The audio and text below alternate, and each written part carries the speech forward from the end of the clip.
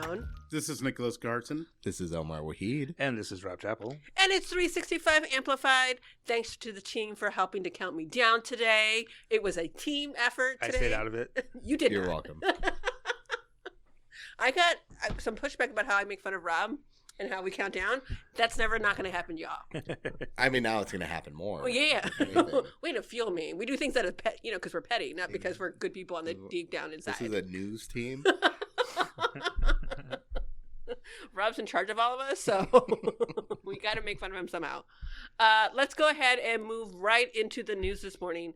We have a few events to cover. Yes, Rob? Yeah, we're going to start talking about a handful of events coming up that folks can go to and enjoy. It's MLK Day on Monday, and a couple of weeks ago, Omar put together a sort of a roundup of everything that's happening.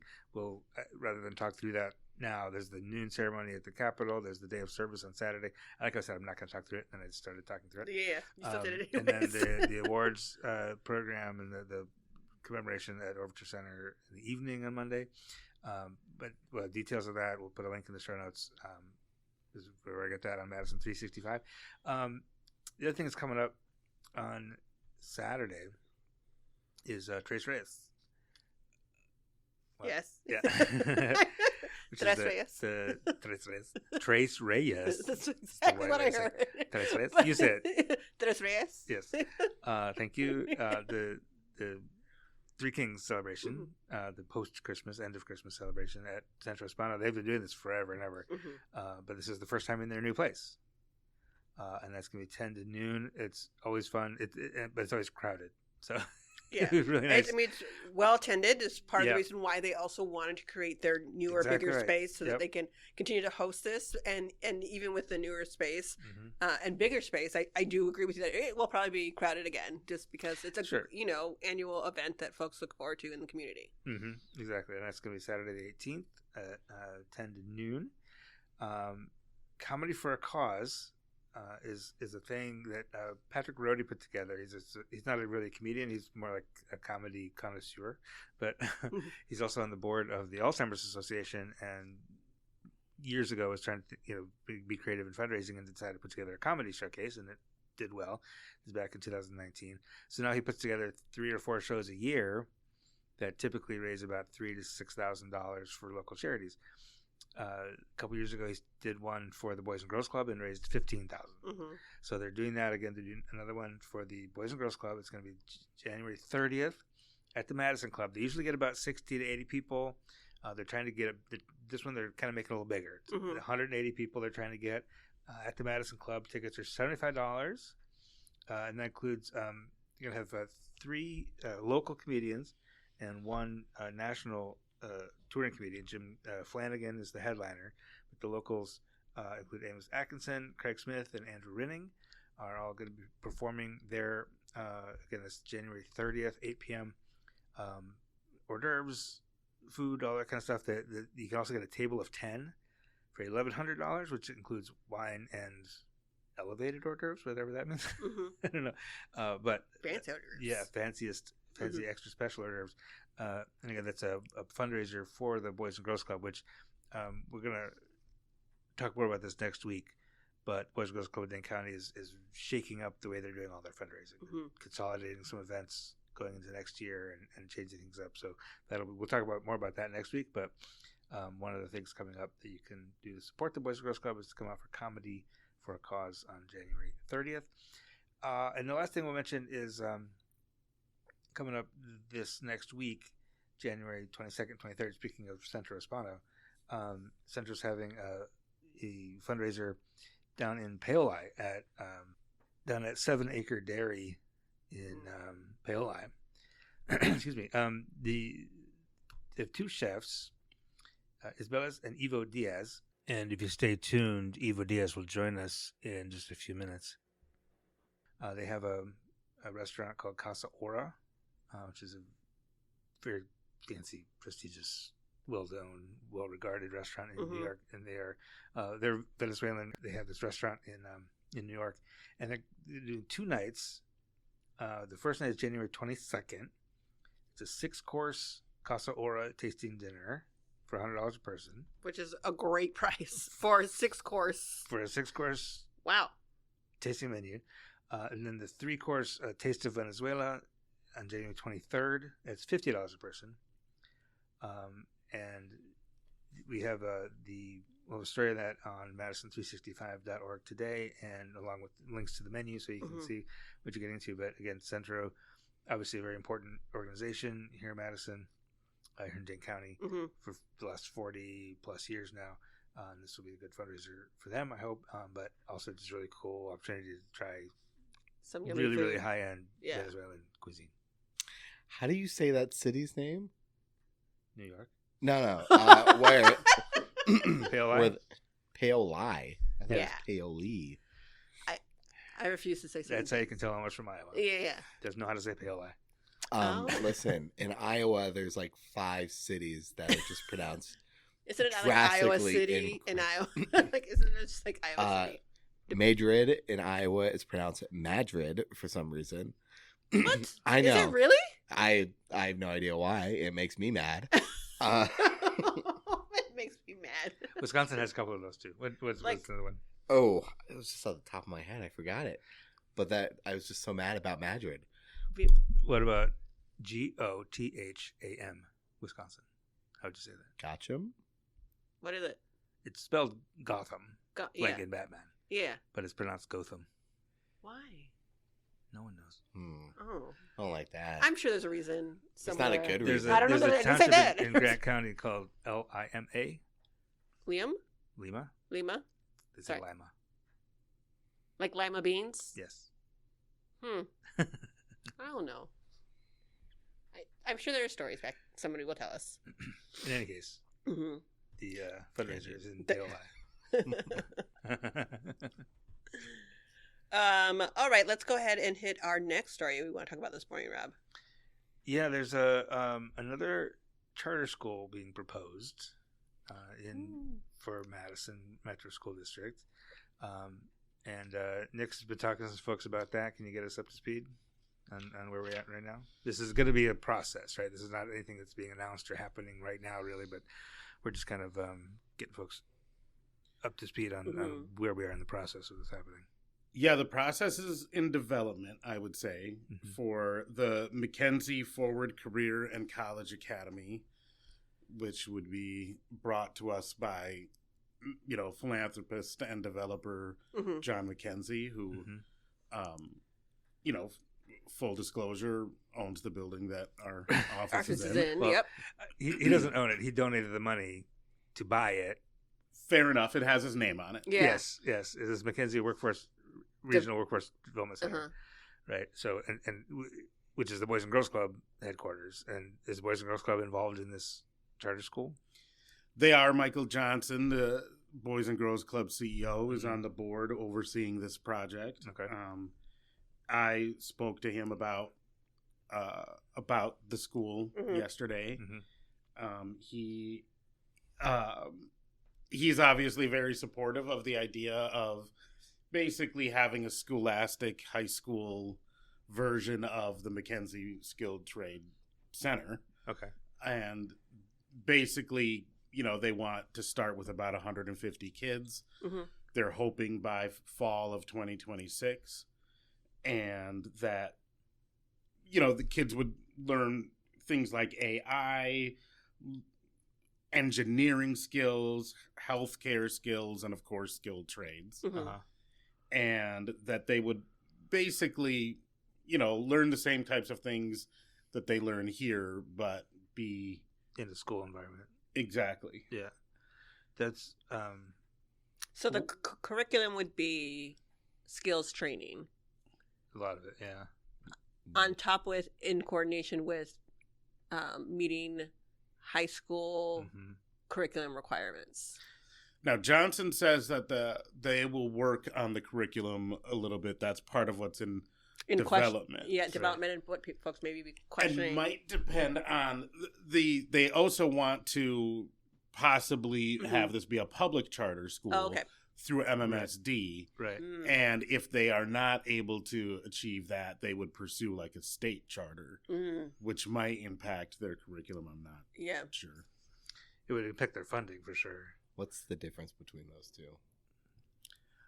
You will have to ask someone. I can tell you a little bit. I did a story on the whole charter school debate a couple of years ago. Basically, if you go through MMSD, it's the school board will approve it, and it'll be a Madison Metro school, and it'll be funded just the same way. Yep, as of the other schools in the district. Yep, they'll get their state aid per pupil, whatever, and it'll just be another Madison Metro school. It'll just operate slightly outside of sort of the normal operations of it'll have a bit more flexibility in terms of who can enroll and that kind of stuff.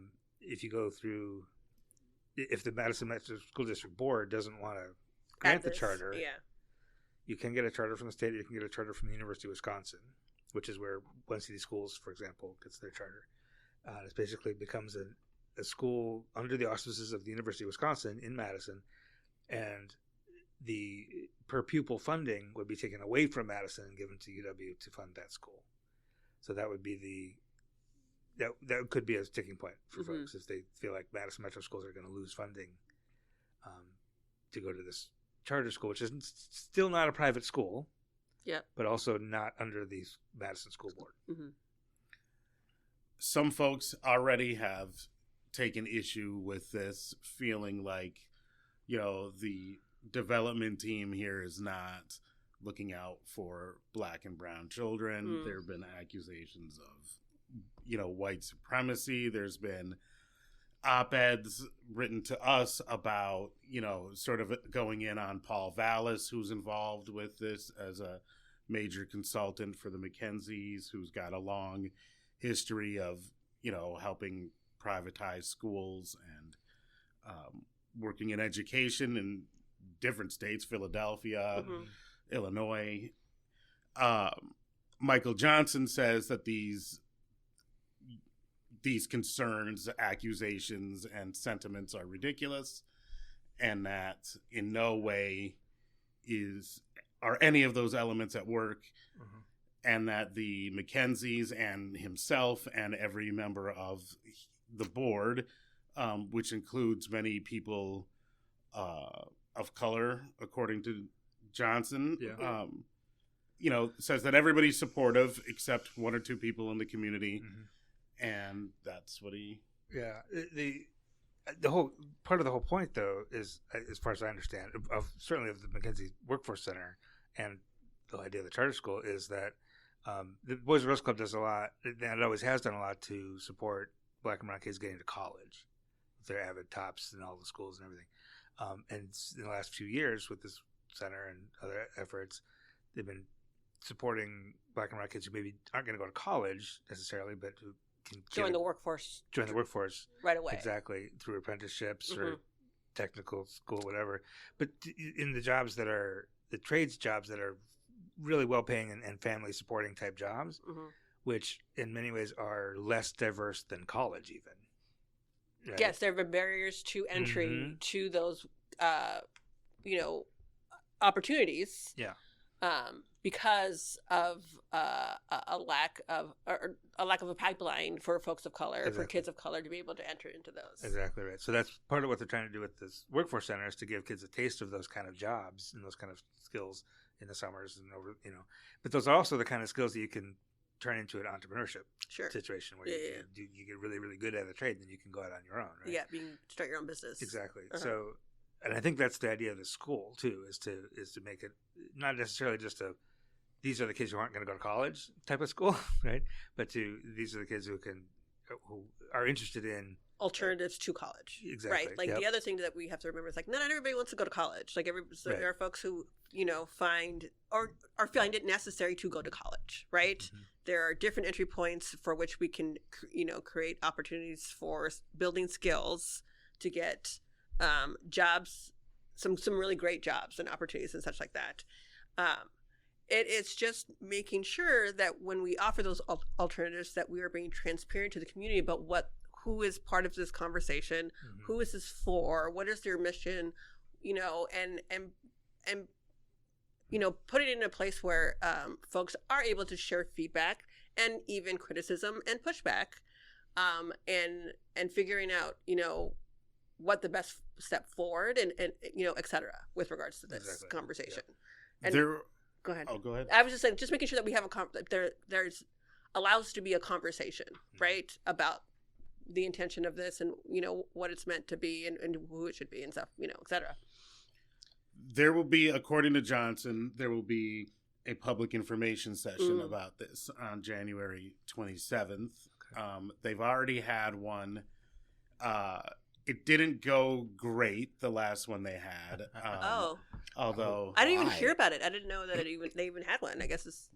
Well, okay. Some say that it didn't go great. I know why that we haven't heard about it. No, a couple of community leaders, April Kagea and Brandy Grayson, were not enthralled with what they were sharing and what was presented, or the way it was presented, and spoke about that on a public podcast. Sure. So I think it's in bounds for us to say that.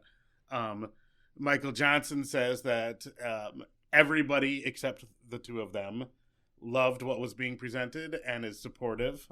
And so he expects another positive session on the 27th. They haven't quite nailed down where this will be or what the format will be. But I also spoke to one city CEO, Kaleem Care. I was going to ask, what does Kaleem think? Folks who haven't been around for a long time will remember he's tried to start his first charter school back in 2011. And he got tons of resistance. Yeah, and resentment. It's under the guise of teacher union concerns was kind of the main thrust, but it was purely racist in many ways.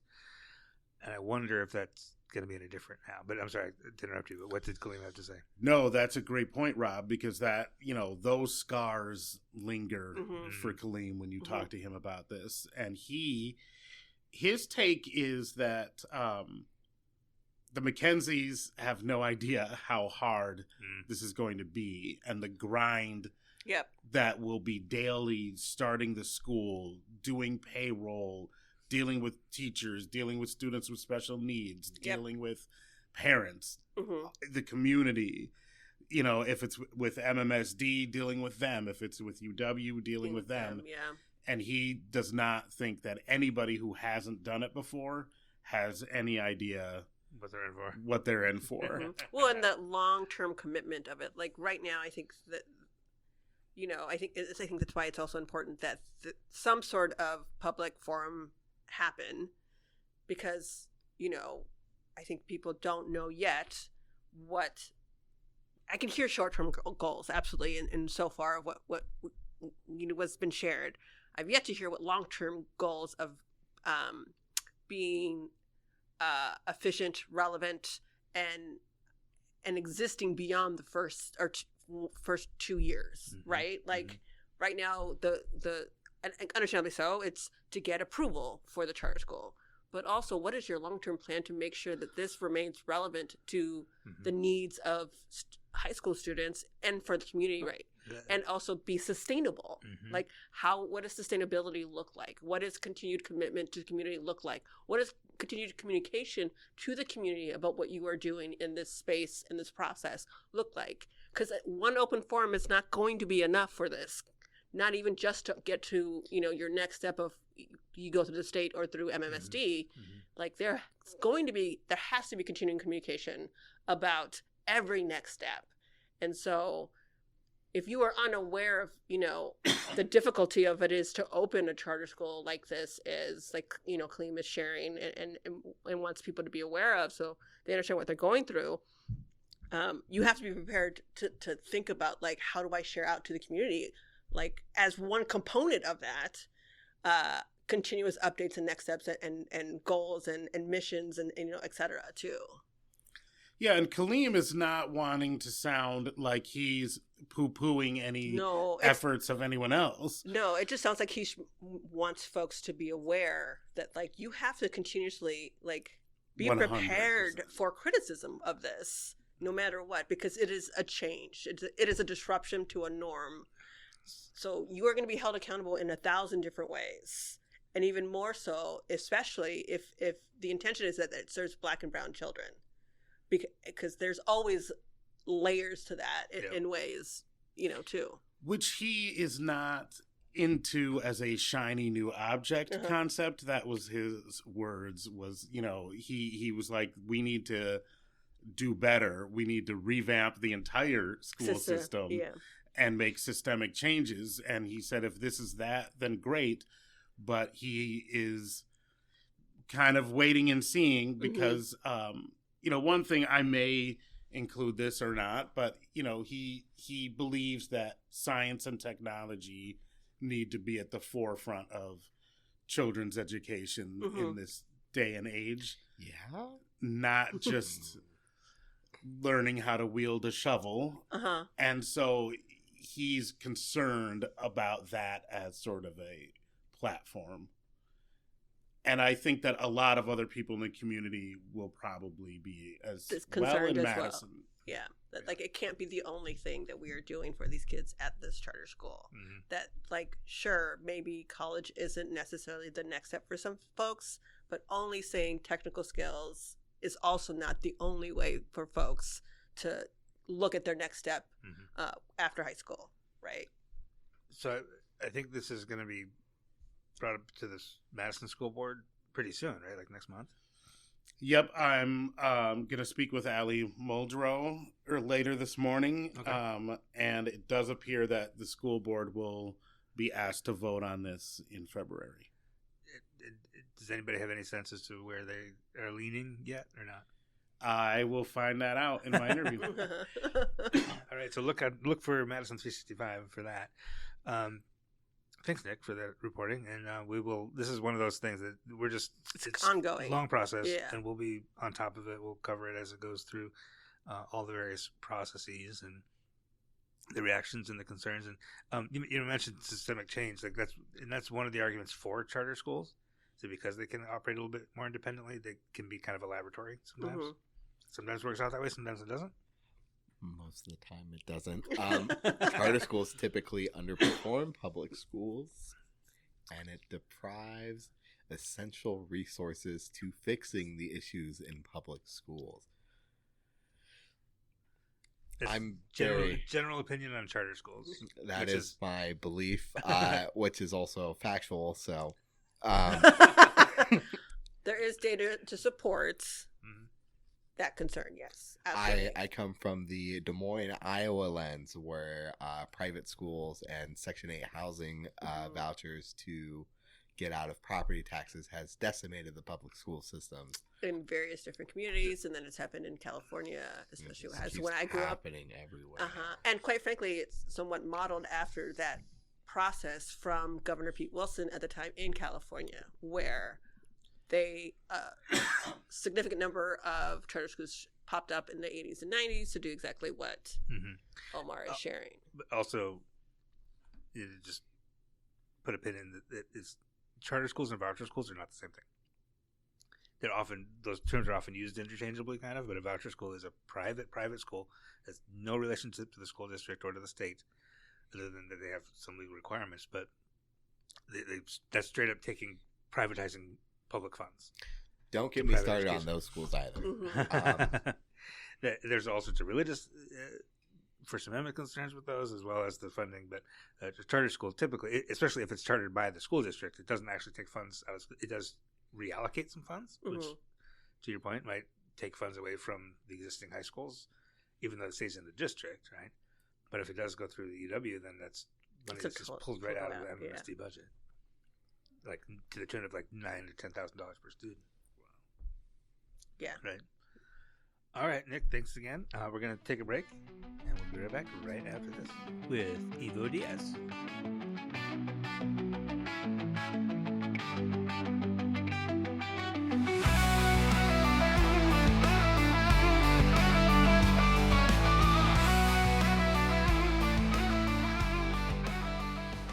And we're back, and joining us now from New York. Are you in New York right now? Yes, I am. All right. From New York, Ivo Diaz, co-owner and mixologist, bar manager at Casa Ora in New York City. Thank you for being with us. Really appreciate your time. Thank you for the invitation. Give us a little, the reason we're talking to you is, as we mentioned earlier in the podcast, you and your mom, right, are coming to Madison next week for a fundraiser for Centro. So introduce yourself. Tell us a little bit about the restaurant and what you do in New York, first of all. Well, my name is Ivo Diaz. I'm originally from native of Venezuela. Been in the U.S. for 23 years now. And all my 23 years I've been working in the hospitality industry. Okay. Started as a dishwasher and all the way to before I even speak English. And then after a time I was already the GM and after 10 years, actually, 10 years of working in the company, I became the general manager after working in every single position in the restaurant. And obviously learn English, which that was a good motivation for me. Yeah. Just learning and learning everything about hospitality. My mother has been a cook her entire life. And by working in fine dining, which was honestly by mistake, it was just I needed a job. I needed to help my mom and dad with the bills. Found this dishwashing job and no English necessary. So I'm like, for me. So I got in there. They gave me the job, and I was young, ambitious, and I was like, "Chef, I want to be a prep. I want to be a cook." And he said, "No." And it was like, "No, but you're gonna be a receiver." And then as a receiver, my job was to receive all the deliveries from like 4 a.m. Till 2 p.m. all the deliveries that we got in the space. And what I didn't know that he was just teaching me, that when he promoted me to be in preparation in prep, I knew where everything was. I knew all my ingredients. I knew where everything was organized. I knew everything by date. So not only did he teach me about, organizations, but also taught me about, what comes first, first comes, first go. So I remember working in there, which, to be honest, didn't know who they were until I started working for them. That they were at the time the best restaurant in New York. It was number 1 in the world. It was Le Bernardin. Oh, wow. So Okay. it was pure coincidence, like they had all I saw was an announcement, no English necessary, and that was for me. And little by little, you start learning like kitchen English. It's just like a little bit here and there. Kitchen English, I like that. Yeah, you start like with a little, the pots and the sautettes, and like you start learning all these like little words that if I was in school, I was, what's gonna take. Everybody who works in a different field will I think understand. Right. But yeah, it was Le Bernardin. I was so blessed to be working there, and then transferred to work at 11 Madison Park for Danny Meyer. And I remember thinking, why is nobody doing this for our cuisine? Like, my mom is an excellent cook, not because it's my mom. It's not just me who says that all the time. It's just other people when they come to our house or when they cook and do something for somebody's Christmas or somebody's party. She was a home cook, but she would cook from home for like caterings and events, and then she started expanding to like other bakeries and things. So like she started working from home, and she got she was very popular in Queens, and she became very popular for her food. And then I became very popular for my consulting and cocktails. And then I wanted to really learn what it was to be a chef de cuisine, which meant I wanted to know how to present my mother's plates in a very beautiful setting without losing that quality, because moms are moms and they're always going to, here, honey, here you go. They put a big, gigantic plate of food in front of you, and it's delicious, and then you eat it, right? So like, you don't care how she puts it on the plate. but that matters in the restaurant industry Sure. and the dining and creating a beautiful setting where people can feel proud, to be in. So that's what we focus on. We knew we have the flavor. We just we came together and just kind of like mom and son duo, and just it is what it is now. Yeah. And when did that open? We opened Casa Ora opened in September 3rd, 2019. Okay. Which was 6 months prior to the pandemic. I was gonna say, were you up and running before that really hit, or how'd you survive it? Not by fine dining. Not with fine dining. It was a challenging time. It was. We had to pivot towards our fast food. So we actually, everything that was in our refrigerator, we have to give it away. We gave it to doctors and nurses in the hospitals. Oh, wow. Okay. We pretty much gave everything away, and we pivot towards more fast food. Take out kind of thing? Yeah, so we started doing all of the street food that you find in Venezuela. Oh, okay. And so that's the route that we took. And we didn't do deliveries prior to the pandemic. So we were also not set up for deliveries. And I was in the restaurant from 11 a.m. till 11 p.m. or midnight, and we'll only get maybe 1 or 2 deliveries a day for the whole day. It was my wife working in the front, just giving the deliveries away. I was in the kitchen. My mom was doing prep. So we didn't have any overhead. It was only us. Okay. We didn't have any payroll. And while we were still setting up the pages for deliveries, Grubhub, Seamless, Uber, DoorDash, Caviar, you name it, we got it.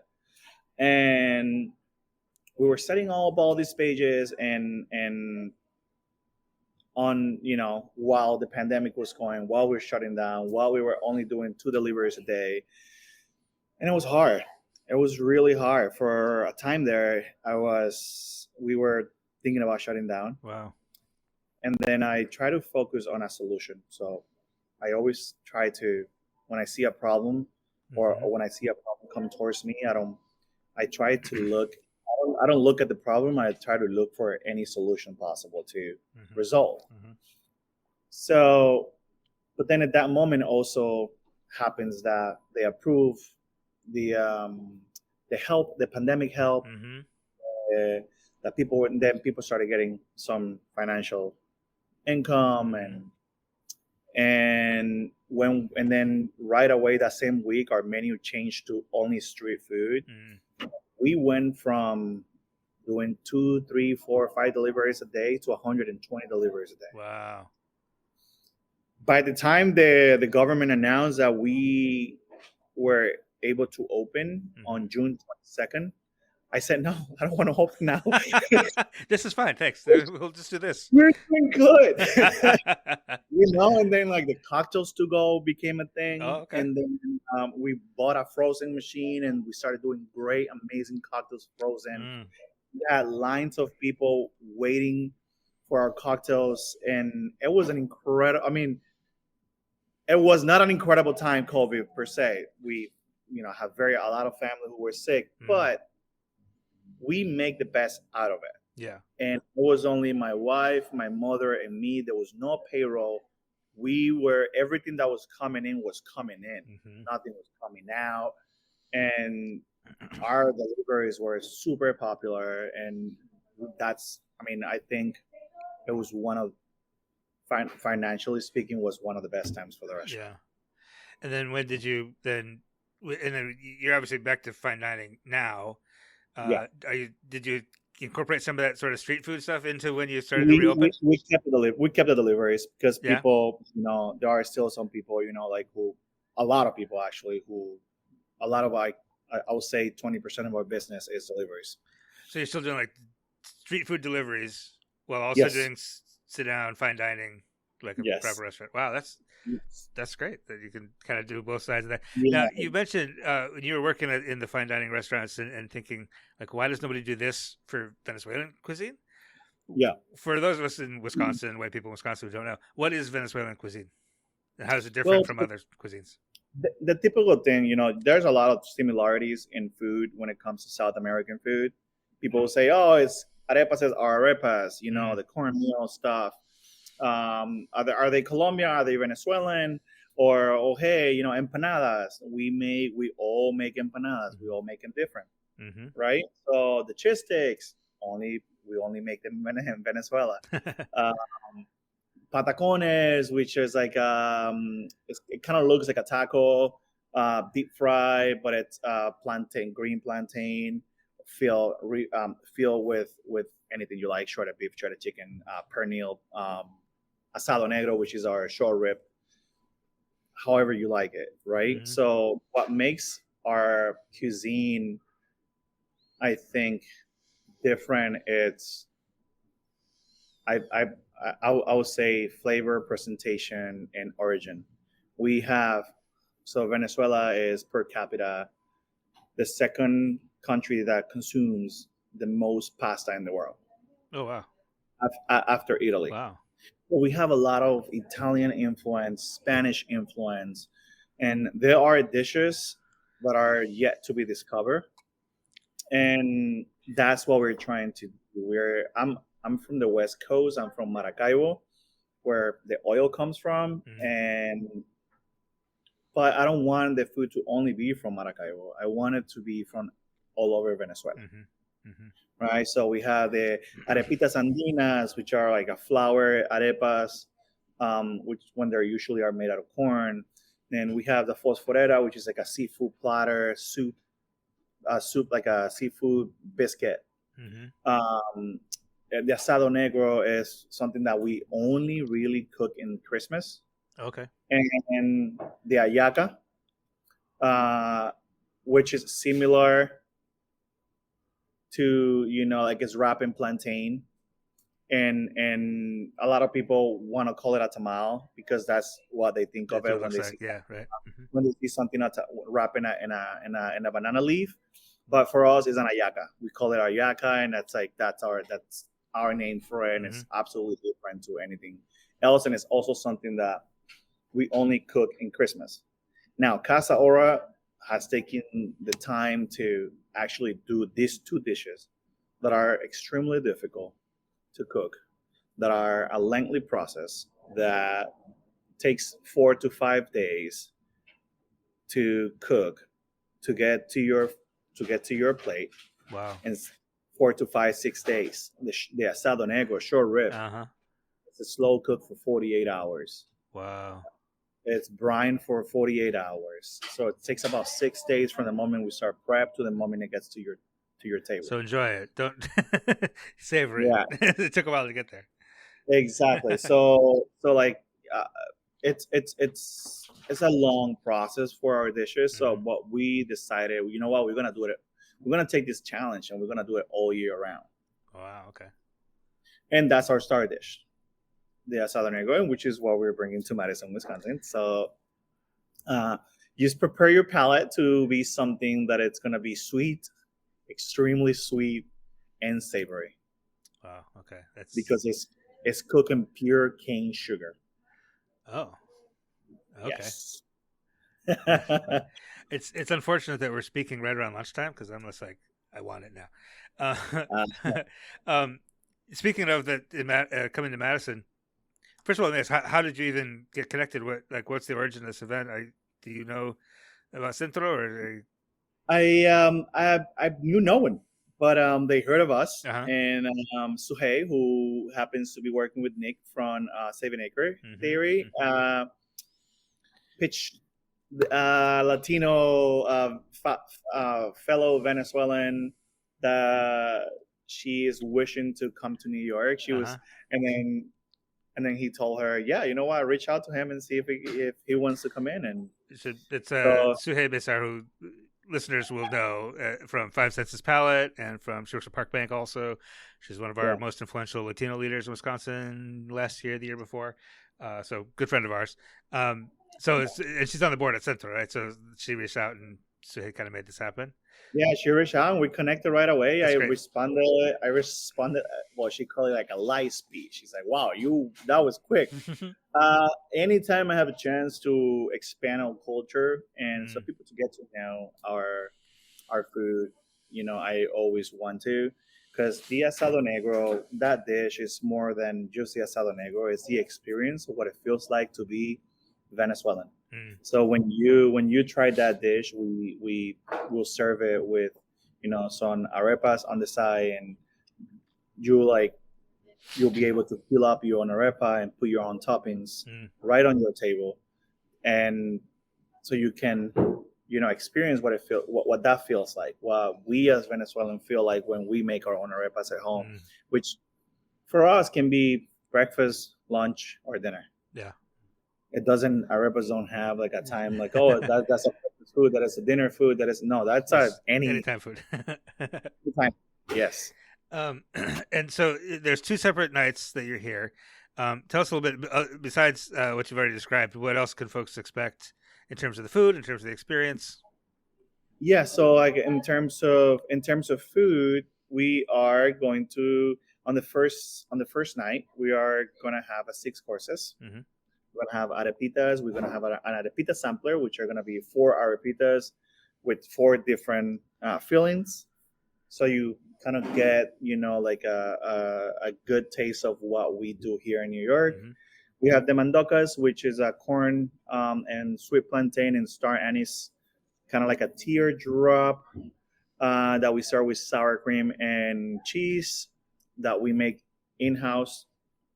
Bollitos pelones, which is a corn dumpling with ground beef. We do our ground beef with the filet mignon ground beef that we have left from all of our cuts from filet mignon that we serve in the menu. Okay. And then we have a jarro parm salad, which is one of the most traditional salads in Venezuela. It's usually part of the palm, which is so soft and tender. And with that, we also make an amazing dressing as well. And the star dish, which is the asado negro. And that'll be the first night, 6 courses. It starts at 6 p.m., I believe, or 5:30. I think it's 6 o'clock, yeah. And then on the second night is only going to be a 3-course menu, and we're going to have the cheese sticks, the tequeños, shrimp coconut, which is my absolute favorite. And then we are going to have the pabellón criollo, which is the rice, beans, shredded beef, sweet plantain, and 2 eggs on top. That is the most traditional dish in Venezuela. The asado negro is a Christmas dish and is very famous during Christmas time. But the asado negro is the everyday most famous dish in Venezuela. And this one, I believe it's $50, and this starts at 4 p.m. on the 23rd. That sounds amazing, and I think folks should get out to it, and just to support Centro and to get a taste of Venezuelan cuisine from New York. You are also the bar manager and mixologist. Do you have a favorite cocktail to make? I do. I have a few, depending on how I feel that day. So, yeah. I have the starting lineup. I used to play baseball, so the starting rotation for a baseball team is the starting lineup. So the starting lineup is it's a great cocktail to start your night, just because it has spicy ginger, which we make fresh into a syrup. We don't buy any ginger sodas or anything. It's just spicy ginger. We make it from the ginger root, which has good components for your stomach, especially when you're starting dinner. It's a good sets your stomach for success. Whatever you eat that day is just gonna be magic. Better. It's not, and also have some orange bitters, whiskey and rum combined. That drink, it's my number one. And for my number 2, I would say it's the what we call the Señor Danger. Señor Danger? Señor Danger. It's kind of like a take on a Negroni with Campari, Aperol, gin. So it has all these amazing notes to it, and and then my last cocktail for the night as a nightcap will say the Caracas, which is a take on an old fashioned with all Venezuelan ingredients. Okay. It has rum. It has Angostura bitters, which originally recipe was made in Venezuela until it was sold to Trinidad and Tobago in the 1800s. Then it also has papelon syrup, which is a sugar cane that it's made in Venezuela. So, and a little bit of Angostura orange bitters. So it's an incredible. Sounds amazing. One thing, last question before I let you go, and again, I appreciate your time so much today, that I meant to ask earlier and I forgot to, but the restaurant, Casa Ora, donates a portion of proceeds to families who are seeking asylum. Is that right? Yes. Where does that come from, and why is that important to you? Well, as a fellow immigrant, I feel that when this thing that it's happening for Venezuelans that are coming into the country and they are being allowed to be in the country, like anything, there's always bad people just coming in, but there's also amazing people coming in, and also uniting families as well. Oh, sure. So everyone's story is different on why they're here. I'm glad my mom brought me here when I was 16. I saw a gigantic opportunity. I come from a very poor family. My beginnings were not that great, and so just remembering that whenever you're here, you just remember to always send the elevator back down and make sure that you help those, because you also had really humble beginnings, and just making sure that I can help as much as I can. So far, we have about 52 employees in our company, and I can tell you that 90% of them so far are people who came in the last 2.5 years. Wow. And we give them skills, taught them how to do things, and teach them how to send them to a place where they were filing their things correctly with the USCIS, so make sure they were getting their Social Security, making sure they were getting their parole accepted, their TPS, and just guiding them through. But also more than giving them was teaching them. I don't want to just I help anyone I can, but also to me the best way to help is by teaching and making sure that I'm not just handing them something, right? Because they're gonna, what people usually do when that happens, and it's just always expecting for you to help that way. And then for me, it was very important to teach them, whether they leave me or not. After a few months, I want to teach you something that is going to be so valuable for you that the moment that you leave and say, hey, I used to work in Casa Ora, this restaurant, and they can hire you. And I taught you skills so that you can defend yourself and just be something productive for this country. Yeah, right. Well, again, Ivo Diaz, appreciate your time. January 22nd, 23rd, come sample some of this amazing sounding food. It just sounds incredible. And maybe we'll see you there. And again, thanks so much, and have a good weekend. Thank you. You as well. Hey folks, it's Rob. I know you hear from me a lot on this podcast, and I hope you don't mind hearing from me one more time. I just want to mention Madison.65, as you know, is a nonprofit community media outlet. What does that mean? That means we do what we do not to make a profit for a hedge fund or a corporate conglomerate or for shareholders. We do what we do because it's important to you and to our community. You are our shareholders. That means we also need your support. We need you to buy in. We need you to support what we do, to support this work, so that we can continue to do it and to do it more and to do it better. Can you spare $5? Can you spare $5 a month? The fact that you're listening to this podcast is evidence that Madison 365 has been important to you. So, can you support us? If so, go to madison365.org/donate. We'll make it very easy for you. You can do a one-time donation. You can do a monthly donation right there. madison365.org/donate. Thanks a lot, folks.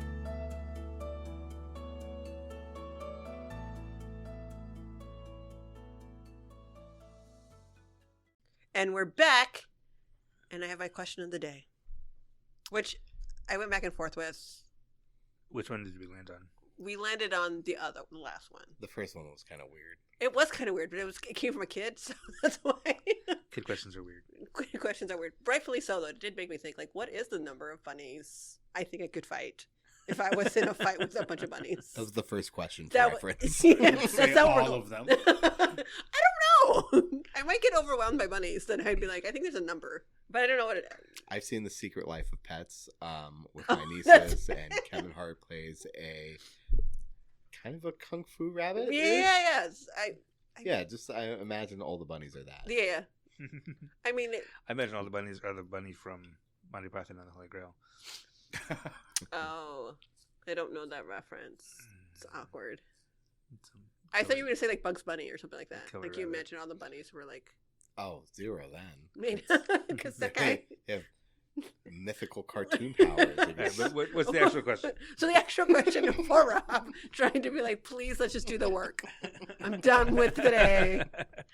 Unfortunately, Rob just heard before the start of this part. Now it's 2 questions. I know that Bob Euchre has passed away, and so he needs this moment. I learned that during the break. Uh-huh. Get out of here, Bob. Brewers fans will understand that. Yeah. Big field in the sky. Okay. That's Omar's sincerity. So my, as best he could give it, y'all. Wow, dude. Again, nobody makes Omar laugh more so than Omar. I'm hilarious. See? Nobody else can make Omar laugh as much as Omar can. So my question is, if you could get people to stop doing whatever most annoys you in the world, what would it be? The thing that currently most annoys me in the world is alternative censored language. Things like saying unalived or that's just the one that bugs me the most. Unalived. Eventually, it just takes on the meaning of the previous thing, so it's not any different now. So if you're doing it to avoid triggering someone's feelings about the topic, and it's assumed the overall definition of it, then it's just the same word now. Yeah. Then just becomes that word in a different way. Words are important. They are, and so that's why I think the word "indeed" needs to go away. Oh, that's your word? That's my word. Indeed, like people who say "indeed" drives me crazy. It's so pretentious. I feel like with the way that they present it, that I just can't. Are we all going to pick words? That was what came up for me. So I'm trying to think of something that's not a word, because I'm usually the one talking. You about are the one that's words. And the way people use the wrong word when they mean something else is a big one for you, or the comma thing. You know what though? Oh. Bob Euchre was the one person who consistently used the word momentarily correctly. Oh gosh. It means for a moment, not in a moment. Yeah. Did people not know that? Most people say, I'll be there momentarily, which is wrong. Oh, no, you'd be there in a moment. Right. Whereas Bob Euchre would say, he stepped out of the batter's box momentarily. Which is for a moment, which is correct. Yeah. Okay, but... Excellent, Rob. I 100% agree. Good, thank you. So is that what you would get rid of? Is people using that word wrong? Probably Maybe. not. The thing I would get rid of, or ask people no longer to do, is, I'm thinking how to describe what I don't want you. What I want you to do is zipper merge properly. What? What I need you to stop doing is trying to scoot ahead 3 or 4 cars before you try to move over to the left. Oh, yeah. Madison drivers. They Just do that.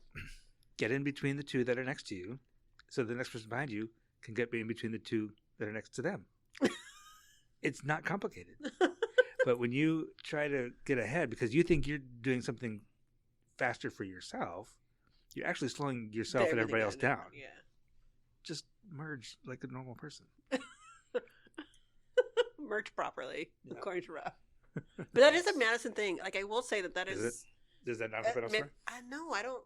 Not as frequently as it does. Like, everybody sort of does that here in a way that I've not seen before. I've noticed in Wisconsin that everyone just makes up their own personal road rules. And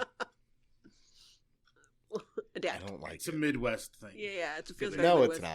it's not. It's not in Iowa? Iowa, no. But how many cars Chicago, in it's Iowa? aggressive, but they at least follow the general rules of the road.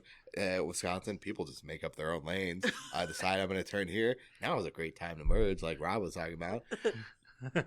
Madison, in my opinion, worst drivers I've ever seen. I don't know if they're worst drivers. Bold. Oh, bold. And I've driven in a lot of places, but We there just lost is half of our listeners who are currently driving. who are currently driving. You're doing great. You're doing no, great. you're Not you all. Not you think all are about doing what amazing. you're doing on the road. You know it's not right. All right, Nick, what about you? Well, I mean, mine's sort of on the same line as Omar's. My partner will understand where I'm going with this, but like the overuse of acronyms is just out of control.